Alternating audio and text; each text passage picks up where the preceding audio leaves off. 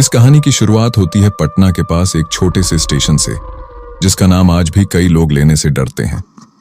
वहां काम करने वाले एक रिटायर्ड टीटी शर्मा जी ने हमें ये सच्ची घटना बताई थी। उन्होंने बताया कि हर रात ठीक 12:15 पर एक ट्रेन उस स्टेशन से गुजरती थी और उसमें एक औरत सफेद साड़ी में अकेली चढ़ती थी। वो न कुछ बोलती थी, न किसी की तरफ देखती, बस सीधी जाकर एक खिड़की वाली सीट पर बैठ जाती थी। शर्मा जी ने कई बार अपनी ड्यूटी के दौरान उस औरत को देखा था, लेकिन एक रात उन्होंने हिम्मत करके स्टेशन मास्टर से पूछ ही लिया, सर, वो औरत रोज आती है, कोई उसे लेने भी नहीं आता और न ही उतरती दिखी कभी। आप जानते हैं कौन है वो?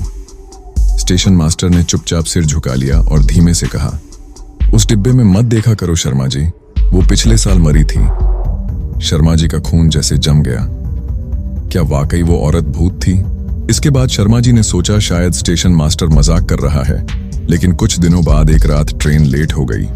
12:15 पर ट्रेन नहीं आई। सब कुछ शांत था, लेकिन तभी प्लेटफॉर्म नंबर 2 से पायल की खनक सुनाई दी। शर्मा जी ने खिड़की से झांका और देखा, वही औरत बिना ट्रेन के स्टेशन पर चल रही थी। वो हवा में चल रही थी, जमीन को छुए बिना। अब शर्मा जी को यकीन हो गया कि कुछ बहुत गड़बड़ है।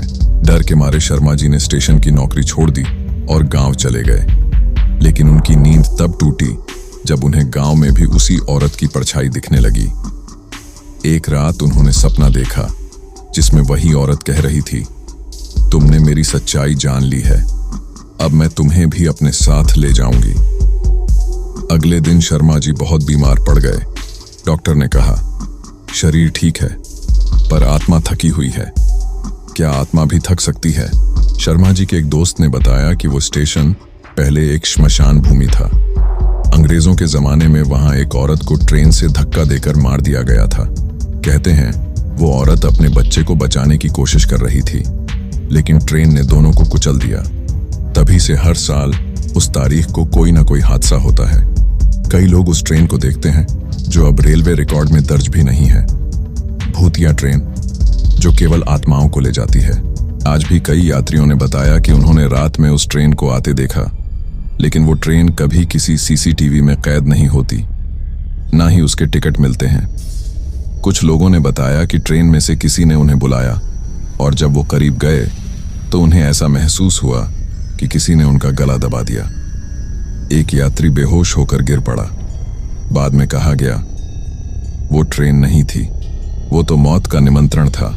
इस भूतिया ट्रेन और उस औरत की कहानी आज भी लोगों को डराती है। पटना के उस स्टेशन को अब बंद कर दिया गया है, लेकिन कुछ रातों में अब भी ट्रेन की सीटी सुनाई देती है। शर्मा जी आज भी जीवित हैं, लेकिन बोल नहीं सकते। उनकी आंखों में आज भी डर छिपा हुआ है। उन्होंने आखिरी बार सिर्फ इतना कहा था, वो फिर आएगी, और इसके बाद वो कभी कुछ नहीं बोले। क्या तुम उस स्टेशन पर अकेले रात में जाने की हिम्मत करोगे?